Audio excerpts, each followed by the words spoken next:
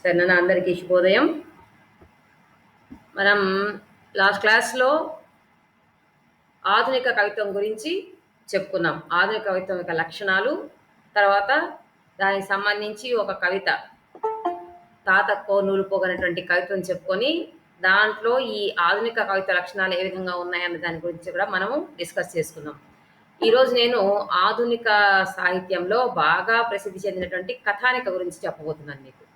అసలు కథానిక అంటే ఏంటి, దాని ఆవిర్భావ వికాసాలు ఏ విధంగా ఉన్నాయి, తెలుగు భాషలో ఎలా ఉంది అన్న విషయాన్ని గురించి ఈరోజు మనం చర్చించుకుందాం. తర్వాత కథానికకు ఉన్నటువంటి కొన్ని నిర్వచనాలు, అంటే అటు పాశ్చాత్య దేశాల వాళ్ళు ఇచ్చినటువంటి నిర్వచనాలు, మన వాళ్ళు, మన భారతీయులు లేదా మన ఆంధ్రులు ఇచ్చినటువంటి తెలుగు సాహిత్యానికి సంబంధించి సాహితీవేత్తలు ఇచ్చినటువంటి నిర్వచనాలు, వాటిని చెప్పుకొని వాటి ద్వారా మనము ఏ విధంగా ఈ తెలుగు కథలో ఉన్నటువంటి లేదా తెలుగు కథానికలో ఉన్నటువంటి లక్షణాలు ఏంటి అనేది మనం తెలుసుకోవడానికి ఈరోజు ప్రయత్నిద్దాం. ముందు నేను మీకు ఒక పీపీటీ పెడతాను, చూడండి. మీకు తర్వాత నేను ఆన్ చేసిన తర్వాత వస్తుందో చెప్పండి. Just minute.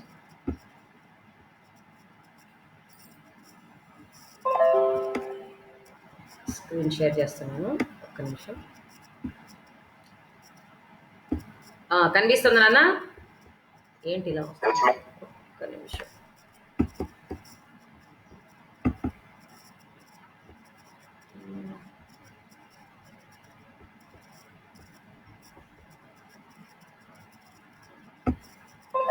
ఏం ఫుల్గా రావట్లేదు.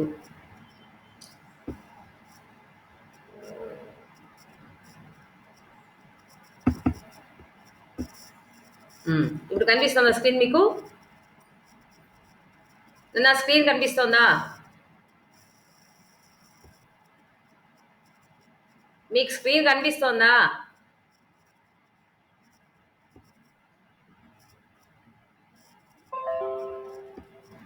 నాన్న మీకు స్క్రీన్ కనిపిస్తోందా? మరి ఒక్కరు సమాధానం చెప్పరేంటి, నేను అన్నిసార్లు అడిగినా? సరే, తెలుగు కథానిక కనిపించిందా? తెలుగు కథానిక అన్నది మళ్ళీ వెళ్ళిపోయిందా ఇది?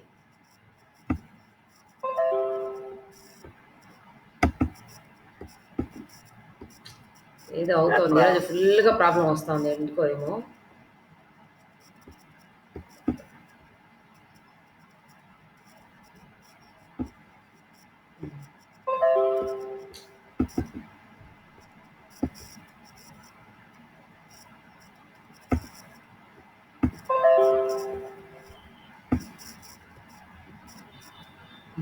సరే, మనకు ప్రపంచ సాహిత్యంలో ఎప్పటి నుంచో కథలు అన్నవి మనం చూస్తూనే ఉన్నాం. ఆధునిక సాహిత్యానికి వచ్చేసరికి మనము పూర్వపు నుంచి, అంటే మన చిన్నతనం నుంచి కూడా ఈ కథలు బాగా వింటూ వస్తున్నాం కదా. ఆ కథలు అన్నవి ఇష్టపడని వాళ్ళంటూ లోకంలో మనకు ఎవరూ కనిపించరు. చిన్నవాళ్ళు మొదలుకొని పెద్దవాళ్ళ వరకు అందరూ కూడా కథలు వినడానికి ఎంతో ఉత్సాహం చూపిస్తూ ఉంటారు.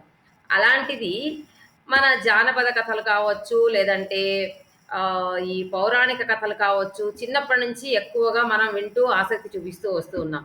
వాటికి సంస్కృతంలో ఆఖ్యాయిక అని, ఆ తర్వాత రకరకాల పేర్లతో మన వాళ్ళు పిలుస్తూ వచ్చారు. పాపులమ్మ మార్టిన్నాడు అక్కడ, ఒక్క నిమిషం రమ్మను. ఇదేంటో అసలు రావట్లేదు, దీంట్లో ఏదో ప్రాబ్లం వచ్చింది నాకు. పిల్లలకు ప్రజెంట్ చేస్తున్నాను, ఒక్క నిమిషం రమ్మనవా. స్క్రీన్ ఫుల్ స్క్రీన్ రావట్లా.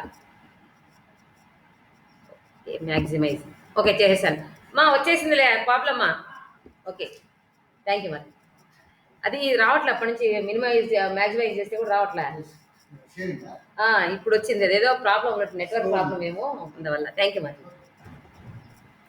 సరే నాన్న, మనము ఈరోజు ఈ తెలుగు కథానిక గురించి చెప్పుకుంటున్నాము. ఈ తెలుగు కథానిక అన్నది మనకు ముందు నుంచి ఎప్పటి నుంచో కూడా తెలుగు సాహిత్యంలో ఉంది. కథ అన్నది తెలుగు సాహిత్యంలో ఎప్పటి నుంచో ఉంది.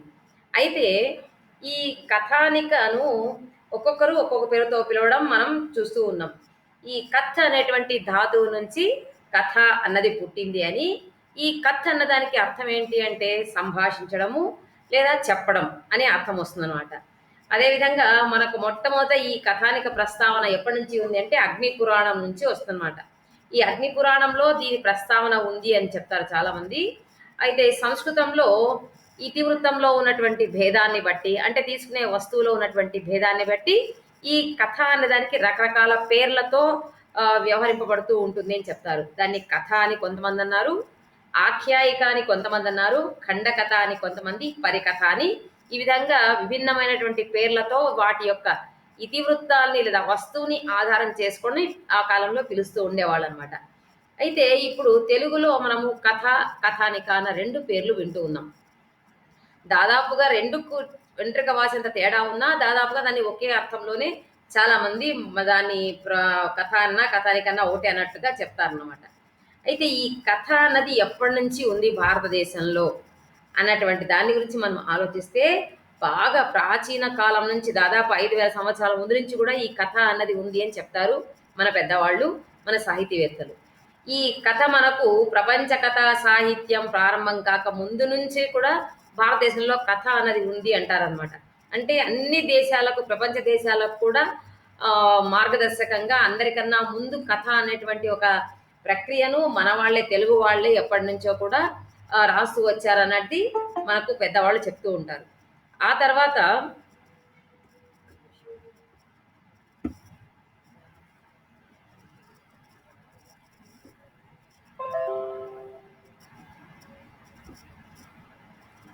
మనకు ఇక వేదకాలం నుంచి కూడా ఈ కథలు అన్నది మనం వింటూనే ఉన్నాం. అప్పట్లోనే ఈ ప్రాకృత భాష అనే దాంట్లో గుణాఢ్యుడు అనేటువంటి కవి బృహత్ కథ అనేటువంటి ఒక గ్రంథాన్ని రాశాడు అప్పట్లో. బృహత్ కథ అంటే, బృహత్ అంటే పెద్దది, చాలా పెద్దది అని. ఆ బృహత్ కథ అనేటువంటి గ్రంథాన్ని రాశాడు అని వింటూ ఉన్నాం. తర్వాత మనం ఎక్కువగా వింటుంటాం చూడండి, తెనాలి రామలింగడి కథలు కానీ, లేదంటే మన భారతదేశంలో తీసుకున్నట్టే అక్బర్ బీర్బల్ కథలని కానీ, లేదంటే ఈ కాశీ మజిలీ కథలు, తర్వాత పంచతంత్ర కథలు, ఇలాగా మనము ఎప్పటి నుంచో కథల్ని గురించి చెప్పుకుంటూనే వస్తూ ఉన్నాం. అయితే ఒక కథ అన్నది ఎలా ఉండాలి, దీనికి ఈ లక్షణాలు ఉండాలి అని మనం ఇది విధంగా ఇది అని తేల్చి చెప్పగలిగిన కాలం ఎప్పటి నుంచి వచ్చింది అంటే, ఒక నిర్దిష్టమైనటువంటి ప్రామాణికమైన లక్షణాలు తెలుగు కథకు ఎప్పటి నుంచి వచ్చాయంటే పాశ్చాత్యులు మన దేశానికి వచ్చిన తర్వాత. అంటే పాశ్చాత్యుల యొక్క ప్రభావం మన మీద పడ్డ తర్వాతనే ఈ కథ అంటే ఇలా ఉండాలి, కథ అంటే ఇలా ఉంటుంది అని కొన్ని నిర్దిష్ట లక్షణాలని మన వాళ్ళు పెట్టుకున్నట్టు కనిపిస్తుంది. అలా చూసామంటే మనం ఇంతకుముందు చెప్పాను నేను, తెనాలి రామలింగడి కథలు కావచ్చు, లేదంటే కాశీ మజిలీ కథలు కావచ్చు, పంచతంత్ర కథలు, ఇవన్నీ కూడా ముందు నుంచి ఉన్నాయి. అయితే వాటికి పాశ్చాత్య కథలకు ఉన్నటువంటి తేడా ఏంటి అంటే అవన్నీ కూడా ఇక మనం ముందు చెప్పుకోబోతున్నాం. ఇక్కడ వాటికంటూ నిర్దిష్టంగా ఇది ఇలాగే ఉండాలి అన్నది లేదు ఆ కాలంలో. పూర్వకాలంలో కథ అంటే ఇలాగే చెప్పాలని ఏం లేదు, అది ఎలాగన్నా చెప్పొచ్చు, ఏ పద్ధతిలో ఉన్నా చెప్పొచ్చు అన్నటువంటిది అప్పట్లో ఉండేది. కాబట్టి ఇక అగ్ని పురాణంలో కూడా ఈ కథానిక గురించి ఒక నిర్వచనం చెప్తూ ఉండేవాళ్ళు. వాళ్ళు ఏం చెప్తారు అంటే, భయానకం సుగతరంగర్ధేచ కరుణోరస అద్భుతోంతే సుక్లుప్తార్థనోదాత్త సా కథానిక అంటారు. అంటే ఎలా ఉండాలి అంటే, కథానిక అన్నది అక్కడ అగ్నిపురాణంలో చెప్పినటువంటి ఒక నిర్వచనం అనమాట. వాళ్ళు ఏమన్నారు అంటే, ఎలా ఉండాలి అంటే అది చాలా దీర్ఘంగా పెద్దగా ఉండకూడదు, చాలా సంక్షిప్తంగా చిన్నదిగా ఉండాలన్నమాట. తర్వాత ఉదాత్తమైన చాలా గొప్పదైనటువంటి కథ అందులో ఇతివృత్తం ఉండాలి. చదువుతుంటే మనకు ఆశ్చర్యం అయిపోవాలి, ఉన్నట్టుండి మనం ఏంటి ఇదని విభ్రమం చెందిపోవాలి, సంభ్రమం కలగాలి మనకు అంటారు. ఆ తర్వాత అప్పుడప్పుడు కరుణరసం మొదలైన నవరసాల్లో ఉన్నటువంటి రసాలు కూడా అందులో జోడించి ఉండాలి. చివరికి ఏం కావాలంటాడు అంటే, ఖచ్చితంగా అందులో మనకు ఆనందాన్ని కలిగించే గుణం కూడా ఉండాలి అన్నది అప్పట్లో అగ్నిపురాణంలో వాళ్ళు చెప్పినటువంటి ఒక నిర్వచనం. అయితే ఈ కథానికకు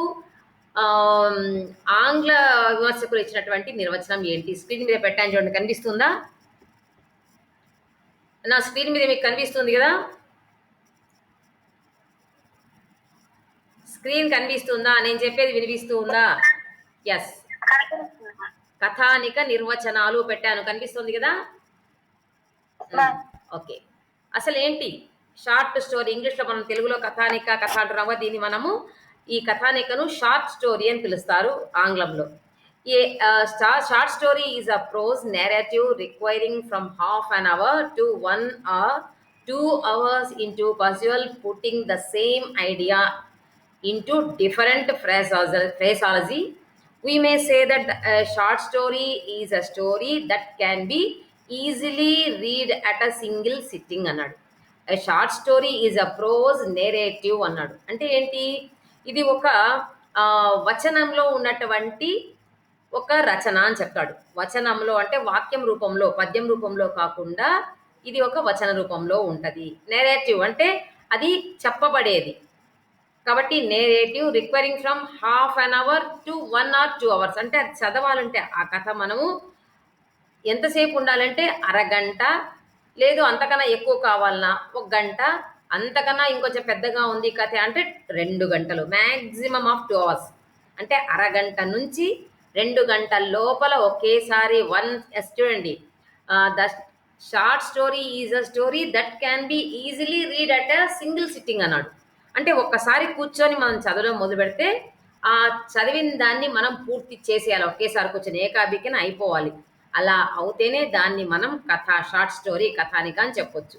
లేదంటే ఏమవుతుంది, అలా కాకుండా పెద్దది ఉందనుకోండి, మనం కూర్చోం అంతసేపు. కాసేపు చదివేసి ఏం చేస్తాం, అక్కడ ఒక బుక్ మార్క్ ఏదైనా పెట్టేసుకుంటాము. అక్కడి నుంచి వెళ్ళిపోయి మళ్ళీ ఎప్పుడో తీరిక దొరికినప్పుడు కొద్దిగా చదవడం అలా చేస్తాం.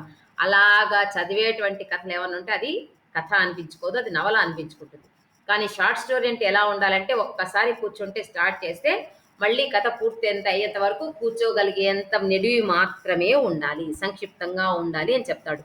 ఇది డబ్ల్యూహెచ్ హడ్సన్ అనేటువంటి విమర్శకుడి యొక్క నిర్వచనం అనమాట. తర్వాత కార్ల్ బెక్సన్ అనే ఆయన ఏం చెప్తాడంటే, prose narrative briefer than the short novel, more restricted in characters and situations and usually concerned with a single effect. ఏం చెప్తున్నాడు? Prose narrative briefer than the short novel. ఎలా ఉండాలి అదంటే అది చెప్పేటప్పుడు అది ఒక ప్రోజ్ అంటే అది ఒక వచనంలో ఉండాలి. తర్వాత ఏమంటాడు? బ్రీఫర్ దాన్ ద షార్ట్ నావల్, ఒక చిన్న నవల కన్నా సంక్షిప్తంగా ఉండాలి. బ్రీఫర్ దాన్ ద షార్ట్ నావల్. ఇంకా ఏముండాలి అందులో? మోర్ రెస్ట్రిక్టెడ్ ఇన్ క్యారెక్టర్స్ అంటే ఏంటి? పాత్రలు చాలా పరిమితంగా ఉండాలి అంటాడు. మోర్ రెస్ట్రిక్టెడ్ ఇన్ క్యారెక్టర్స్, అందులో చాలా పరిమితమైనటువంటి తక్కువ పాత్రలు ఉండాలి ఆ కథలో, కథానికలో. అదేవిధంగా more restricted in situations also. ఇక్కడ ఏం చెప్పాను నేను? ఇక్కడ క్యారెక్టర్స్ అంటే పాత్రలో పరిమితి ఉండాలి. సిచ్యుయేషన్స్ అంటే కొన్ని సంఘటనలు, కొన్ని సన్నివేశాలు పెడతారు కథకులు అందులో, అవి కూడా రెస్ట్రిక్టెడ్, పరిమితంగా ఉండాలి. And usually concerned with a single effect.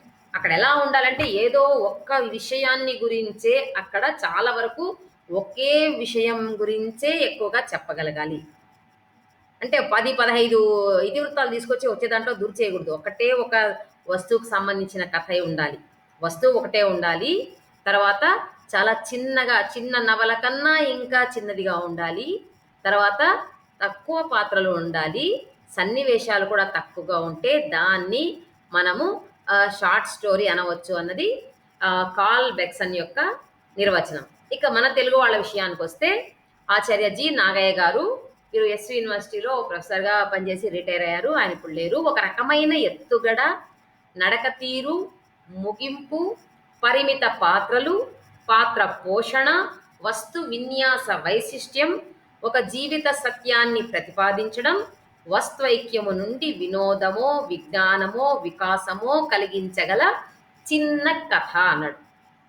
ఈయనేం చెప్తున్నారు నాగయ్య గారు? కథానిక అంటే ఏంటి అంటే ఒక రకమైన ఎత్తుగడ అన్నాడు. అంటే ఎత్తుగడ అంటే ఏంటంటే ఈ కథ మనం చదివేటప్పుడు స్టార్టింగ్లోనే, ప్రారంభంలోనే మనకు చదివే పాఠకుడికి ఏంటి, ఏం జరగబోతుంది అన్న ఒక ఆసక్తి మనకు వచ్చేయాలి. ఏం జరగబోతుందో అన్నటువంటి ఒక ఆతృత మనకు వచ్చేయాలి. ఏదో చేస్తున్నారు ఈ కథలో, ఏమో చెప్పబోతున్నాడు రచయిత అన్న విషయాన్ని అనిపించేట్లుగా ఎత్తుగడ ఉండాలి. తర్వాత నడక తీరు అన్నాడు. ఇక్కడ కథకు నడక తీరు ఏంటి అంటే ఆ ఇతివృత్తాన్ని చెప్తూ ఉన్నప్పుడు మధ్య మధ్యలో ఆగిపోకూడదు. అంటే కథను చెప్పడం, కొంతమంది ఏం చేస్తారు, కొంతమంది రచయితలు అంటే ఏదన్నా ఒక విషయాన్ని తీసుకొని, ఒక వస్తువును, ఇతివృత్తాన్ని తీసుకొని దాన్ని చెప్తూ చెప్తూ మధ్యలో ఏదో ఒక దాని గురించి ఎక్కువగా వర్ణన చేయడం ప్రారంభిస్తారు. ఆ వర్ణన అన్నది కూడా ఎలా ఉండాలి అంటే అది చదివే పాఠకుడికి ఆసక్తి తగ్గిపోయేలాగా ఉండరాదు. నడక తీరు అంటే మనం ఆ కథను చదువుతూ పోతుంటే ఇంకొంచెం చదువుదాం, మళ్ళీ చదువుదాం చదువుదాం అంటూ మనకు ఆసక్తి కలిగేలాగా సాగిపోయేలాగా ఆ రచన సాగాలనమాట. తర్వాత ముగింపు కూడా అంతే ఆసక్తిగా ఉండాలి. ఎత్తుగడ ఎంత ఆసక్తిగా ఉంటుందో, ముగింపు అంతే ఆసక్తిగా ఉంటాయి. అయితే రాను రాను ఇంకా మనం ఆధునిక కాలంలో ఇప్పుడు రాసేటువంటి కథలు చూసామంటే, కవులు రాసే రచయితలు రాసే కథలు చూసామంటే, కొన్నింటికి ముగింపే ఉండదు. ఉండకపోవడానికి కారణం ఏంటి అంటే, వాళ్ళు ఇప్పుడు మనం ఏం చేస్తామంటే, ఒక కథ చదివేసిన తర్వాత ఏమనుకుంటాం, ఇలా కాకుండా ఆహ్, రచయిత ఈ ముగింపు పెడితే బావుండేదేమో! మనకట్లా ఆలోచనలొస్తాయి గదా! అప్పుడప్పుడు. ఇది కాకుండా ఇంకేమన్నా పెడితే బావుండునా ముగింపు అన్న ఆలోచన మనకొచ్చిందనుకోండి. అప్పుడు అది ఏమవుతుంది, రచయిత యొక్క ముగింపుకు, పాఠకుడి యొక్క ముగింపుకు సరి అయినటువంటి ఇది కుదరదనమాట. కాబట్టి ఏం చేస్తాడు ఒక్కోసారి కవి, రచయిత పాఠకుడు వదిలేస్తాడు. ఈ ముగింపు ఏముంటుంది అన్నది మనమే ఆలోచించుకొని, మనమే నిర్ణయించుకునేలాగా ఇప్పుడు కొత్తగా వచ్చే కొన్ని కథలు మనకు కనిపిస్తుంది. కాబట్టి ఇక్కడేమి ఎత్తుగడ చాలా ఆసక్తికరంగా ఉండాలి. నడక తీరు ఎలాంటి ఆటంకం లేకుండా చదివే పాఠకుడికి ఇంకా ఆసక్తి తగ్గిపోకుండా ఉండాలి. ముగింపు బాగుండాలి. పాత్రలు పరిమితంగా ఉండాలి. అంటే తక్కువ పాత్రలుండాలి. ఆ తర్వాత పాత్ర పోషణ అంటే ఆ పాత్రల యొక్క స్వభావం కావచ్చు, వాటి మాట్లాడే తీరు కావచ్చు, ఏవైనా సరే అది కూడా చాలా విశిష్టంగా ఉండాలి. వస్తు విన్యాస వైశిష్టం, అదేవిధంగా ఇతివృత్తం కూడా చాలా ఉత్తమంగా ఉండాలి. అంటే కాలానుగుణంగా ఉండాలి. ఈ ప్రస్తుత కాలానికి, సమాజానికి తగినటువంటి ఒక ఇతివృత్తమై ఉండాలి. జీవిత సత్యాన్ని ప్రతిపాదించడం. అంటే మనం ఎందుకు చదువుతామంటే కొన్ని కొన్ని అంటే ఈ కథల్లో కూడా అమ్మ కొన్ని వినోద కథలు ఉంటాయి. కొన్ని జ్ఞానాన్ని ఇచ్చేటువంటి కథలు ఉంటాయి. కొన్ని సమాజానికి మేలు చేసేలాగా చేయాలన్న సందేశాత్మక కథలు ఉంటాయి. విభిన్నమైనటువంటి కథలుంటాయి. కాబట్టి చెప్పేటప్పుడు ఎటు తిరిగి ఎలా ఉండాలంటే జీవిత సత్యాన్ని ప్రతిపాదించడం. ఇలా జీవిత సత్యాన్ని అన్ని కథలు ప్రతిపాదిస్తాయని చెప్పుకోలేం. ఎందుకంటే కొన్ని కథలు వినోదం కోసం రాసినటువంటి వాటిలో ఏం జీవిత సత్యాలంటూ మనకేం కనిపించకపోవచ్చు. హాస్యం ఎందుకు అంటే మన మనసుకు ఆనందం కలగడం కోసం మాత్రమే. కాబట్టి ఇది ఒకటైతే వస్తువైక్యము అన్నాడు. వస్తువు అంటే ఒక కథ ఉన్నప్పుడు ఆ కథలో తీసుకున్నటువంటి ఇతివృత్తం ఏదైతే ఉంటుందో అది మొత్తం కథకు కలిసి ఒకేలాగా అంటే మధ్య మధ్యలో మార్చేయడం, ఏదైతే ఇతివృత్తం అనుకున్నాడో దాన్ని వదిలేసి ఇంకో దానికి వెళ్ళిపోవడం అలా కాకుండా ఒకే రకమైనటువంటి దాన్ని తీసుకుంటూ వాటికి తగినటువంటి పాత్రల్ని తగిన పాత్ర పోషణ చేస్తూ దాన్ని చివరికి ఎట్లా తీసుకెళ్ళాలి అంటే మనం ఆ కథ చదివిన తర్వాత మనకు వినోదమన్నా కలగాలి. అంటే ఒక సంతోషం, ఆనందం అన్నా కలగాలి. లేదు విజ్ఞానం, ఏదో కొన్ని మనం తెలుసుకున్నాము, కొన్ని విషయాల్ని మనం నేర్చుకోగలిగాము కథ చదవడం వల్ల అనన్నా కావాలి. లేదా వికాసము, వికాసం అంటే ఒక చైతన్యం, ఏదో ఒక విషయం పట్ల మనకు అవగాహన ఏర్పడి భవిష్యత్తులో దాన్ని మనము ఉపయోగించుకునేలాగన్నా ఉండాలి. ఇలాగా ఎత్తుగడ, నడక తీరు, ముగింపు, పరిమిత పాత్రలు, పాత్ర పోషణ, వస్తు విన్యాస వైశిష్టం, ఒక జీవిత సత్యాన్ని ప్రతిపాదించడం, వస్తువైక్యం నుండి వినోదమో, విజ్ఞానమో, వికాసమో కలిగించేలా చిన్న కథనే కథానిక అన్నది నాగయ్య గారి అభిప్రాయం అనమాట.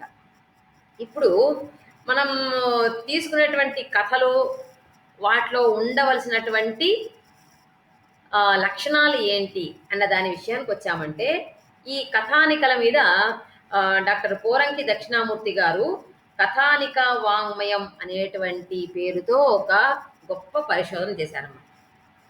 పోరంకి దక్షిణామూర్తి గారు కథానిక వాంగ్మయం అనేటువంటి పుస్తకంలో ఈ కథానికలకు సంబంధించి విస్తృతమైనటువంటి విషయాలు మనకు అందిస్తారు. అందులో ఆయన పేర్కొన్నటువంటి కథానిక లక్షణాలు ఏవైతే ఉన్నాయో వాటిని నేను ఇప్పుడు మీకు చెప్తాను.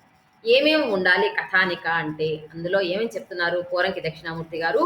సంక్షిప్తత అంటున్నారు. తర్వాత ఏకాంశ వ్యగ్రత అన్నారు. తర్వాత నిర్భరత అన్నారు.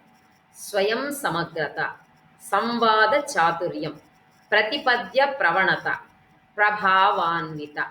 ఇవి పోరంకి దక్షిణామూర్తి గారు తమ పరిశోధనా గ్రంథమైనటువంటి కథానిక వాంగ్మయం అనేటువంటి గ్రంథంలో పేర్కొన్నటువంటి కథానిక లక్షణాలు. దీంట్లో ఒక్కొక్క దాని గురించి మనం ఇప్పుడు తెలుసుకుందాం. మొట్టమొదటి ఏంటి? సంక్షిప్తత అని అన్నాడు. ఈ సంక్షిప్తత అంటే ఏంటి అంటే సంక్షిప్తత అంటే ఏంటి? మరి పెద్దగా విస్తృతంగా కాకుండా తక్కువగా ఉండడం అని. ఏమి తక్కువగా ఉండాలి? అవసరమైనంత మేరకే వివరణలు ఉండాలి.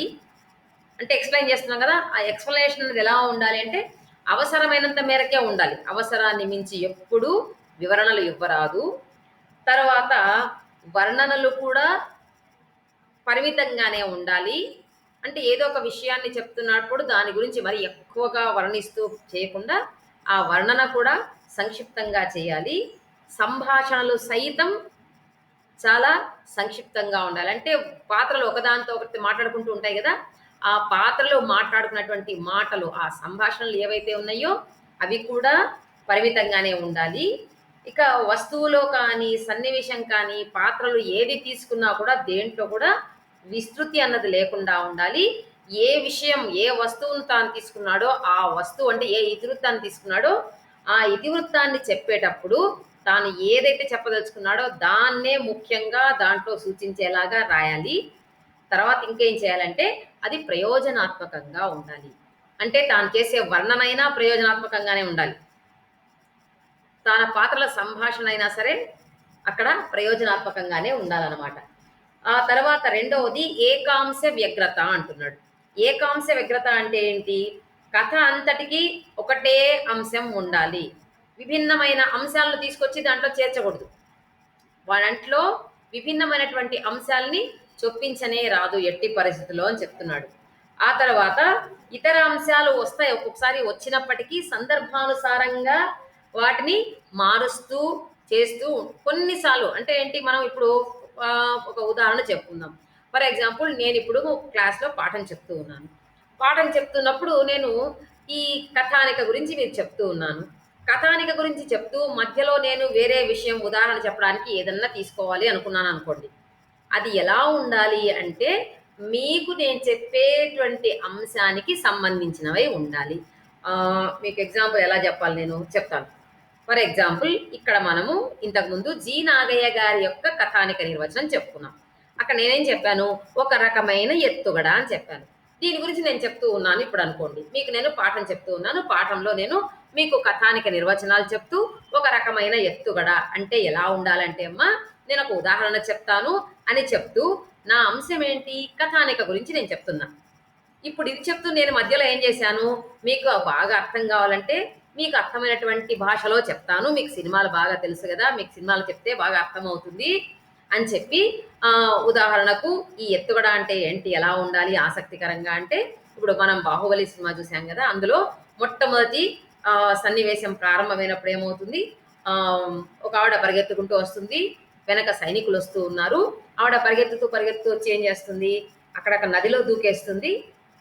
ఆమె కనిపించదు. మనకు కనిపించేదేంటి? ఒక చెయ్యి మాత్రం పైకుంటుంది. చేతిలో ఒక బిడ్డ పైకుంది. ఇది ఇంక మనకేమనిపిస్తుంది వెంటనే ఓహో! ఏం జరుగుతుంది? ఆ చేతిలో బిడ్డ ఎవరు? ఆమె ఎవరు? ఎందుకు పరిగెత్తుకొచ్చింది? ఇలాగన్నీ మనకు ఆలోచనలొస్తాయి. దీన్ని ఒక రకమైన ఎత్తుగడ అంటారు అని నేను చెప్తే, ఇది ఇప్పుడు నేను మీకు చెప్పాను చూడండి. అనవసరమైనటువంటి అంశాలు వేరే అంశాలు చొప్పించకూడదు అని చెప్తామే. అది ఇక్కడ కుదరదు. ఎందుకు? నేను చెప్పిన విషయం అనవసరమైనది కాదు.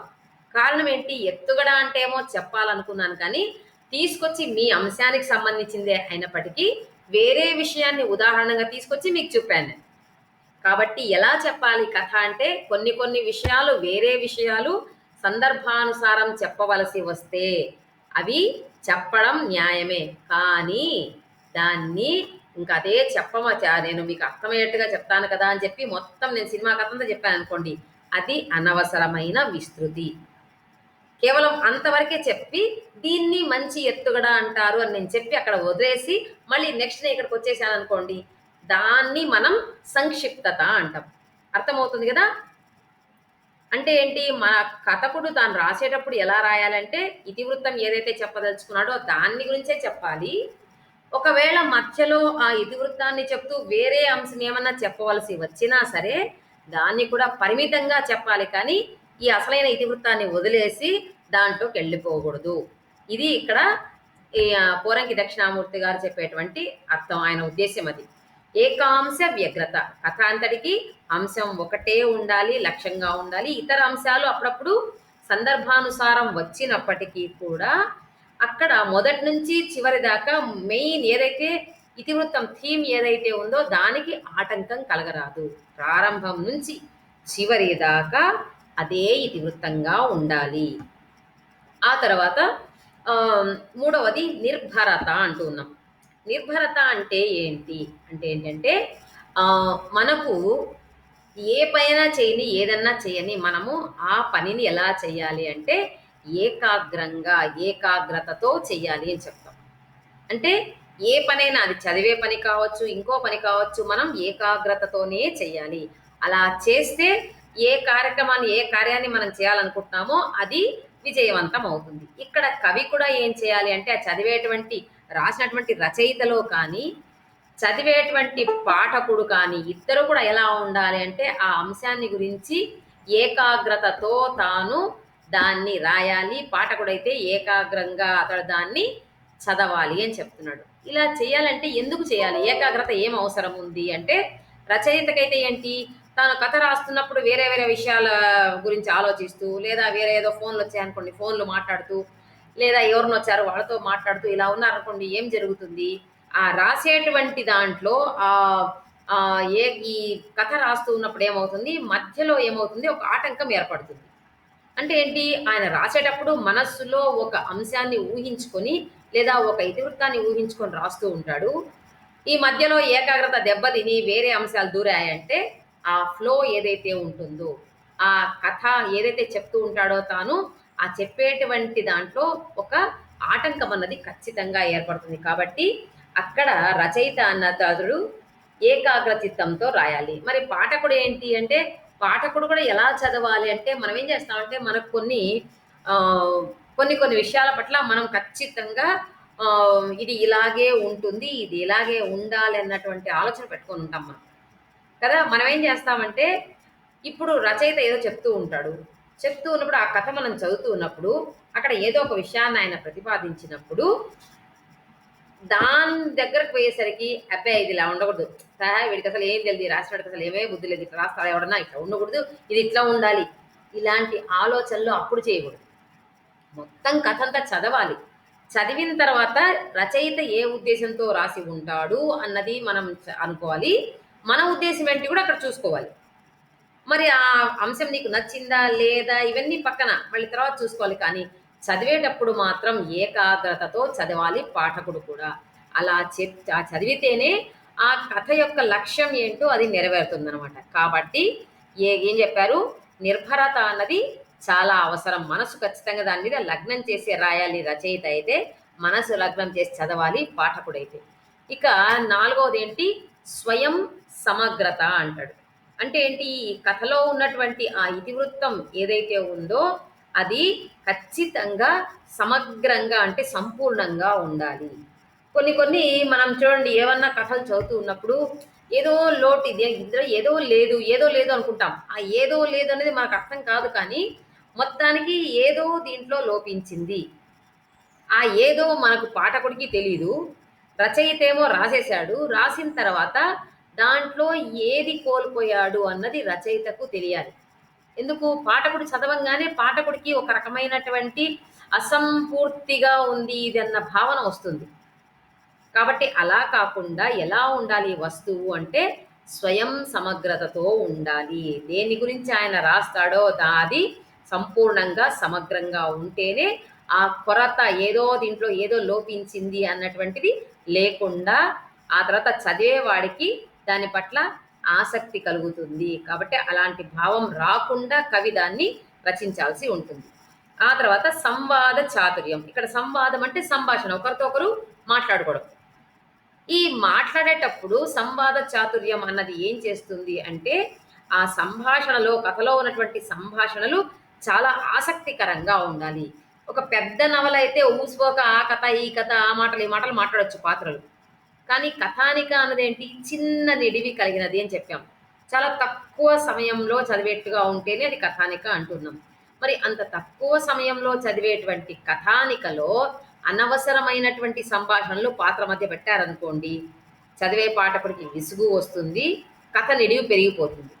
కాబట్టి ఇక్కడ కథలో సంభాషణ రాసేటప్పుడు చాలా నేర్పుగా రాయాల్సి ఉంటుంది కవి. తర్వాత ఆ తర్వాత ఏంటి? ఆ మాట్లాడే పదం ఏదన్నా మాట్లాడుతూ ఉండని సంభాషణలు, అందులో ఈ ప్రధానమైనటువంటి అంశానికి, పాత్రలకు రెండింటికి కూడా ఆ సంభాషణ వల్ల ఏదో ఒక ప్రయోజనం ఉండాలి. అంటే ఇతివృత్తం ముందుకు సాగడానికి కానీ, లేదా ఆ పాత్రల యొక్క పరిచయం, లేదా ఆ పాత్రల యొక్క విషయాన్ని మనకు పాత్ర పోషణకు కానీ, ఆ సంభాషణ బలం చేకూర్చేలాగుండాలి. ప్రయోజనాత్మకంగా ఉండాలి. తర్వాత సందర్భానికి తగినట్లుగా ఉండాలి. తర్వాత ఔచిత్యంగా ఉండాలి అంటాడనమాట. అంటే ఔచిత్యంగా ఉండడం అంటే ఏంటి అంటే, కొన్ని కొన్ని పాత్రల్ని మనం పరిచయం చేస్తూ ఉంటాం కదా! అలా పాత్రలను పరిచయం చేస్తున్నప్పుడు ఏమవుతుంది? ఉదాహరణకు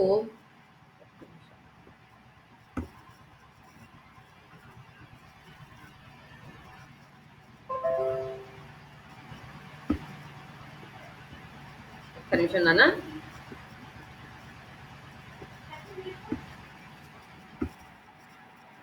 హ్మ్. ఉదాహరణకు ఇప్పుడు ఒక బాగా చదువుకున్నటువంటి ఒక పెద్ద ఉద్యోగం చేస్తున్నటువంటి ఒక పెద్ద ఆఫీసర్ ఉన్నాడు. ఒక కథలో ఉదాహరణకు చెప్తున్నా.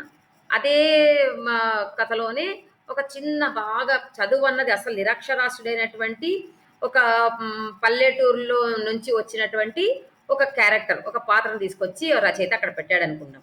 ఇప్పుడు వాళ్ళిద్దరూ మాట్లాడుతూ ఉన్నప్పుడు, ఈ బాగా చదువుకున్నటువంటి వాడు ఏం చేస్తాడు? వాడు మాట్లాడేటువంటి ఆ భాషలో కొన్ని ఆంగ్ల పదాలు దొర్లుతాయి కదా! ఆ భాష కూడా ఎలా ఉంటుంది అంటే, బాగా దాన్నేమంటాం, బాగా చదువుకున్న వాళ్ళు వాడేటువంటి భాష ఉంటది. అలాగా ఉత్తమమైనటువంటి పదాలు వేయడం ఇలా ఉంటది. ఇప్పుడు మనం చెప్పిన ఇంకొక నిరక్షరాస్యుడైనటువంటి వాడు, పల్లెటూరులో ఉన్నటువంటి వాడు, అలాంటి వాడు వచ్చి ఇక్కడ వీడితో మాట్లాడుతున్నప్పుడు, ఈ క్యారెక్టర్, ఈ పాత్ర కూడా ఆఫీసర్‌గా ఉండి బాగా చదువుకున్నవాడు ఎంత గొప్ప భాష మాట్లాడతాడో, అదే భాష ఇప్పుడు వీడితో మాట్లాడించాడనుకోండి కవి, రచయిత, ఏమనుకుంటాం మనం? అదేంటి ఇట్లా మాట్లాడతారేం వీళ్ళేమన్నా అనిపిస్తుంది మనకు. లేదు ఆ ఆఫీసరే ఇలా మాట్లాడారనుకోండి, ఇదేంటి ఇంత చదువుకున్నట్టు క్యారెక్టర్ ఇలా మాట్లాడుతున్నట్టుగా రాసాడే రచయిత అనుకుంటాం. అంటే ఆ సంభాషణలో ఏం చేస్తాడు? ఏ పాత్రకు తగినటువంటి భాషను ఆ పాత్రకు ఎక్స్‌క్యూజ్ మీ. అంటే పాత్రోచితమైన భాషను ఖచ్చితంగా రాయాల్సి ఉంటుంది. పాత్రోచిత భాష అంటే ఏంటి? ఒక పాత్ర, ఒక క్యారెక్టర్ ఏంటి? ఆ క్యారెక్టర్ యొక్క స్వభావం ఏంటి? లేదా ఆ క్యారెక్టర్ మనం చూపించినప్పుడే హైలీ ఎడ్యుకేటెడ్ అని ఇచ్చినప్పుడు, వాడు ఎలా మాట్లాడతాడు? వాడు నిలబడే పద్ధతి కాదు. కొన్ని కొన్ని ఎలా ఉంటుందంటే, మనకు తెలియకుండానే ఆ క్యారెక్టర్స్ మన కళ్ళ ముందు కనిపిస్తాయి పాత్రలు. అంత చక్కగా ఒక మంచి రచయిత రాస్తే. కాబట్టి వెంటనే ఊహించుకుంటాం. ఫలానా ఆఫీసర్ అంటే ఇలా ఉంటాడు. ఒక ఆలోచన వచ్చేస్తుంది. ఒక నిరక్షరాస్యుడు పల్లెటూరు నుంచి అప్పుడే వాడు వస్తున్నాడు బయటికి ఏం చూసాం. వాడి క్యారెక్టర్ ఇలానే ఊహించుకుంటాం. ఇలాగా ఊహించుకున్నప్పుడు భాష కూడా ఏమవుతుంది మనకు తెలియకుండానే, అక్కడ కూడా భాష ఎలా రావాలని చూస్తామంటే, ఆ క్యారెక్టర్‌కు, ఆ పాత్రకు తగినటువంటి భాష, పాత్రోచిత భాష అంటాం మనం దాన్ని. అలాంటి భాష ఖచ్చితంగా రచయిత వాడాలి. అలా వాడకుండా అందరికీ ఒకేలాంటి భాష వాడడం కానీ, ఇలా చేస్తే ఏమవుతుంది? ఆ కథకు పూర్తిగా భంగం వాటిల్లుతుంది. ఏ ఇతివృత్తాన్ని ఆయన చెప్పాలనుకున్నాడో ఆ లక్ష్యానికి ఖచ్చితంగా భంగం వాటిల్లుతుంది. కాబట్టి పాత్రోచితమైనటువంటి భాషను కూడా అక్కడ రచయిత రాయాల్సి ఉంటుంది. సందర్భాన్ని బట్టి కొన్ని కొన్ని పదాలు ఇప్పుడు నేను చెప్పాను కాబట్టి, బాగా చదువుకున్నవాడు చాలా గొప్పగా మాట్లాడతాడు. చదువుకోనివాడు అస్సలేం మాట్లాడలేడు. అది తప్పే. ఇప్పుడు కొన్ని సందర్భాల్లో, కొన్ని సన్నివేశాల్లో ఏమవుతుంది ఉన్నట్టుండి హ్మ్, సన్నివేశాల్లో బాగా చదువుకున్న వాళ్ళు కూడా ఏదన్నా సమయంలో విపరీతమైన కోపమో, ఏదైనా ఆవేశం వచ్చేసింది ఏమనుకుంటే, వాళ్ళ యొక్క అసలుతనం బయటపడిపోతుంది. కదా! అప్పటిదాకా ఇంగ్లీష్‌లో స్టైల్‌గా మాట్లాడినవాడు కాస్త బాగా విపరీతమైన కోపం వచ్చేస్తే, వాడి తెలిసిన భాషలో దిగిపోతాడు మెల్లగా. కదా! సందర్భాన్ని బట్టి రచయిత ఎలా రాయాలంటే, సందర్భాన్ని బట్టి అక్కడ మాట్లాడే భాషలో కూడా మనకు ఖచ్చితంగా తేడా చూపించగలగాలి. అది చెప్తున్నాడిక్కడ. కాబట్టి ఆ పాత్ర సంభాషణ, సంవాదం ఎలా ఉండాలంటే, అది వాళ్ళ యొక్క పాత్రను బట్టి భాష ఉండాలి. సందర్భాన్ని బట్టి కూడా భాష ఉండాలి. ఆ తర్వాత పాఠకుడు ఎవరికి ఈ కథ చెప్పదలుచుకున్నామో, ఆ పాఠకుల్ని దృష్టిలో పెట్టుకొని కూడా భాష ఉండాలి. ఎందుకంటే మేమిప్పుడంతా కూడా దాదాపు కథలో వాడేవాళ్ళందరూ కూడా ఏం చేస్తారంటే, వ్యావహారిక భాషనే మాట్లాడుతున్నారు. అంటే మనం మాట్లాడే భాషనే వాడుతూ ఉన్నారు వాళ్ళు. అది వాడినప్పటికీ కొన్ని కొన్ని సందర్భాల్లో కొన్ని పదాలు మరీ అర్థం కాని పదాలుంటాయి. వాటిని గమనించుకొని నేను ఈ కథ ఏ పాఠకులకు చేరాలనుకుంటున్నాను, ఆ పాఠకుడికి ఈ భాష అర్థమవుతుందా లేదా? ఎందుకంటే నేను ఆహ్, కొన్ని కొన్ని కథల్లో ఏం చేస్తారమ్మా, రచయితలు ఏం చేస్తారంటే, ఎక్కడో ఉన్న కొటేషన్స్ తీసుకొచ్చి పెట్టేస్తారు. ఆ కొటేషన్ చాలా పవర్‌ఫుల్ కొటేషన్ ఉంటుంది. చాలా పెద్దవాళ్ళెవరో చెప్పిన కొటేషన్ ఉంటది. అయితే అది అందరికి తెలియకుండా పోవచ్చు. అలాంటి కొటేషన్ పెట్టి దాన్ని ఆధారం చేసుకొని కథ రాసేసాడనుకోండి, మెయిన్ ఆ కథ పెట్టేస్తే మనకు అర్థం కాదు. అసలు ఏం చెప్తున్నాడు ఈయన? ఎందుకు ఈ కథ తీసుకొచ్చాడో, ముందు ఆ 2 గీతలు ఎందుకు పెట్టాడు? ఏంటి అని. కాబట్టి ఏం చేయాలి అంటే, తాను తీసుకునేటువంటి ఆ ఇతివృత్తం ఏదన్నా ఉండని, దాన్ని చదివేటువంటి పాఠకుడిని దృష్టిలో పెట్టుకొని తాను చేస్తే, ఆ కథ ఖచ్చితంగా విజయవంతం అవుతుంది.